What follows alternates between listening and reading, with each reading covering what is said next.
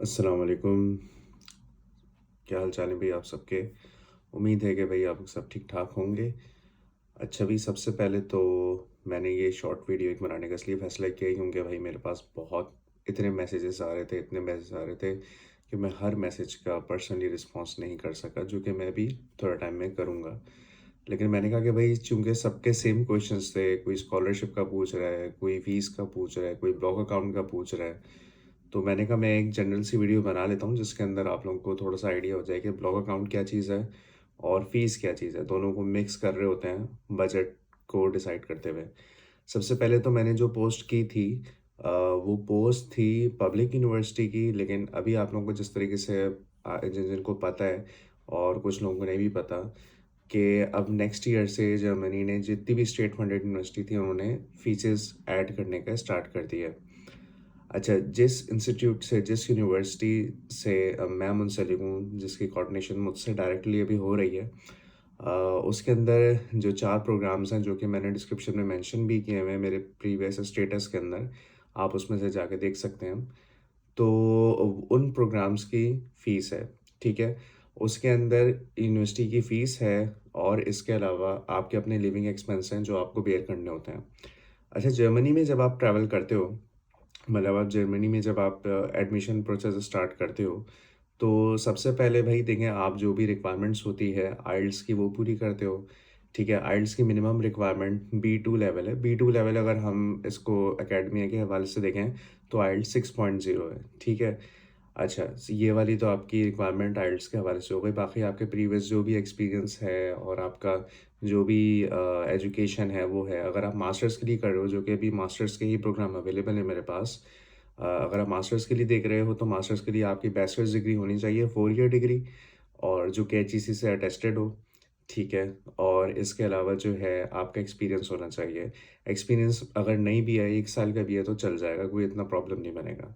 अच्छा भाई, मैं सबसे बड़ा जो मुद्दा इस वीडियो का है वो है ब्लॉक अकाउंट का। सब लोग पूछ रहे हैं भाई ये ब्लॉक अकाउंट क्या है? ये ब्लॉक हो जाता है क्या पैसा? नहीं, ऐसा नहीं है भाई।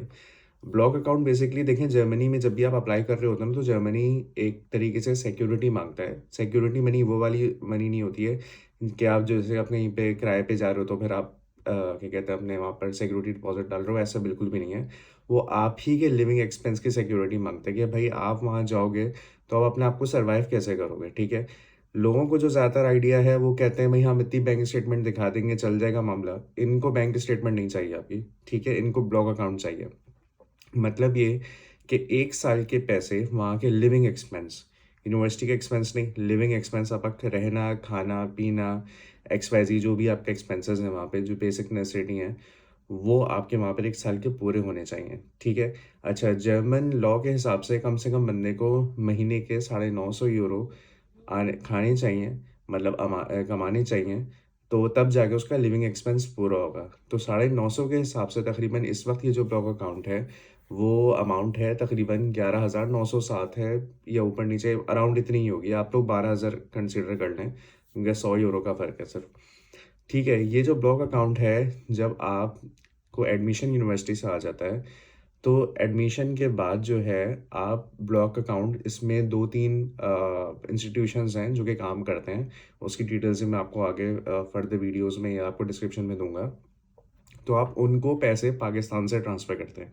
टोटल 11,907 यूरोज़ आप पाकिस्तान से ट्रांसफ़र करते हैं अपने ही जर्मन अकाउंट के अंदर। आप पाकिस्तान से बैठ के अपने जर्मन अकाउंट खुलवाते हैं उस इंस्टीट्यूशन की मदद से, ठीक है? जिसमें आपका मैं नाम बता देता हूँ, कुरैकल आता है, ठीक है? जो सबसे ज़्यादा लोग यूज़ करते हैं, बहुत ईज़ी है।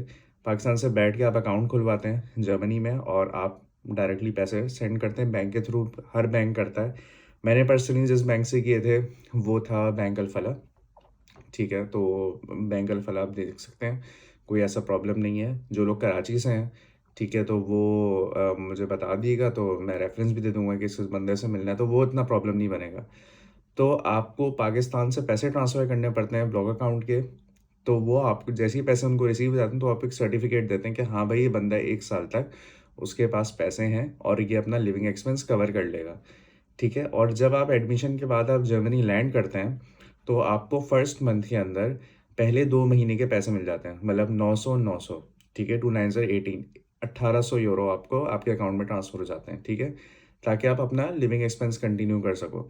और हर महीने €950 947 अभी की अमाउंट है वैसे, €947 हर मंथ आपको आपके अकाउंट में ट्रांसफ़र करेंगे और आप क्या कहते हैं उसको यूटिलाइज़ करोगे। अब 2 तरह के लोग होते हैं भाई। एक वो लोग होते हैं जो कि जिनको सिर्फ़ मतलब एजुकेशन चाहिए होती है, सिर्फ़ पाकिस्तान से निकलते हैं एजुकेशन के लिए और फिर वापस चले जाते हैं अपने मुल्क। तो उसका सीन ये होता है कि भाई वो मंथली अपने पैसे यूटिलाइज़ करते हैं, दैट्स इट, बात ख़त्म हो गई। बहुत से जो मेजॉरिटी स्टूडेंट्स हैं वो ये करते हैं कि आते ही यहाँ पे ऑड जॉब्स या वर्किंग स्टूडेंट की जॉब या इंटर्नशिप्स इस तरह की चीज़ें देखते हैं जिसके अंदर वो अपना लिविंग एक्सपेंस कवर कर सकें, ठीक है। जॉब्स भी 3 तरह की होती हैं, वो भी मैं आगे आप लोगों को डिस्कस करके बता दूंगा।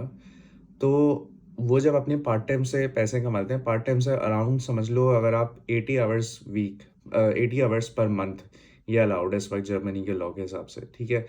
तो अगर आप 80 घंटे वीकली मंथली कमा लेते हो, तो उसमें आपके तकरीबन €800 तक की सैलरी बन जाती है, ठीक है? तो बंदा अपने आप की अपनी लिविंग एक्सपेंस कवर कर लेता है, ठीक है? अब हर कोई ये भी पूछ रहा है कि भाई कैसा फीडबैक है, क्या है? तो भाई देखो नौकरी जो है वो तो अल्लाह ताला की ज़ात पे है, ठीक है? मेजॉरिटी लोगों को जो मैंने खुद देखा है, जो मेरा भी पर्सनल एक्सपीरियंस है, वो कर लेते हैं। आते हैं, थोड़ा-सा स्ट्रगल करनी पड़ती है लेकिन सिक्योर कर लेते हैं जॉब, ठीक है? ब्लॉक अकाउंट को अपनी जगह आप सेव रखो, सेव करते, करते, करते जैसे ही एक साल होगा आपके पास वो जो 11,907 यूरो हैं, वो आपके पास वापस ही हो जाएँगे। 11,000 नहीं होंगे तो भाई 10,000 हो जाएँगे या 9,000 हो जाएँगे। मतलब एक बड़ा ह्यूज चंक जो है वो आपका आपके अकाउंट में वापस आ जाएगा। तो पाकिस्तान को वो वापस भेज दें, ठीक है? अपने घरवालों को जिससे भी आप पैसे लेकर आए थे या आपने अगर सेविंग की थी, जो भी था एक्स-वाई-ज़ेड, वो पैसा आप वापस वहाँ भेज दें। तो ये कहानी है ब्लॉक अकाउंट की, दैट्स इट, और कोई रॉकेट साइंस नहीं है। ठीक है, इसके अलावा जो है, जो यूनिवर्सिटी की फ़ीस है यार देखो वो तो बिल्कुल सिंपल है, ठीक है? आप जब कोई भी यूनिवर्सिटी में आप अप्लाई करते हो तो आप उनकी जब यूनिवर्सिटी एक्सेप्ट कर लेती है तो यूनिवर्सिटी आपको कंडीशनल ऑफ़र देती है। वो कंडीशनल ऑफ़र के साथ-साथ वो आपको इनवॉइस देगी फ़ीस की, ठीक है? जब वो इनवॉइस देगी, उस इनवॉइस के बेस पे आप पाकिस्तान से बैंक के थ्रू पेमेंट कराएँगे, ठीक है? यूनिवर्सिटी के जो प्रोग्राम की जो फ़ीस है, वो है €9,000 शॉर्ट ट्रैक की जो कि 1.5 साल का है, ठीक है? और जो लॉन्ग ट्रैक है, वो 2 साल का है, उसकी है €12,000 फ़ीस। तो मतलब आप लगा लो एक सेमेस्टर के तकरीबन €3,000 फ़ीस। तो ये टोटल है, ठीक है? अब आप अगर इसको अगर अपना बजट अगर €9,000 फॉर द फुल प्रोग्राम और ब्लॉक अकाउंट की अमाउंट €11,907, इन दोनों को कंबाइन करके अपना बजट डिसाइड करना चाह रहे हो या सिर्फ़ €9,000 को या आगे आप एक्स्ट्रा 2-3 हज़ार यूरो और ऐड कर लो, 10-12 हज़ार यूरो, इसको अगर आप बजट अपना डिसाइड करते हो तो वो भी ठीक है, वो भी लेजिटिमेट है, उसमें प्रॉब्लम नहीं है।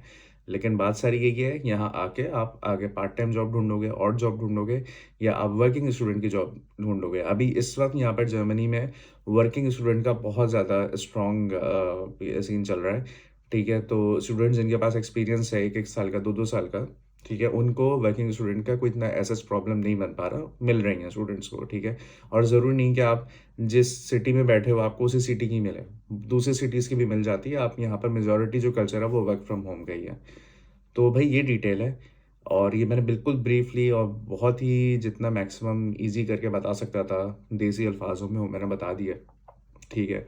तो अब अगर आप लोगों को जो भी इसके जिनका बजट बनता है और जिनको भी इमीडिएट एडमिशन्स चाहिए, तो वो मुझसे पर्सनली राब्ता कर सकते हैं, ठीक है? तो अपना बहुत सारा ख़्याल रखिएगा, दुआओं में याद रखिएगा। अस्सलाम वालेकुम।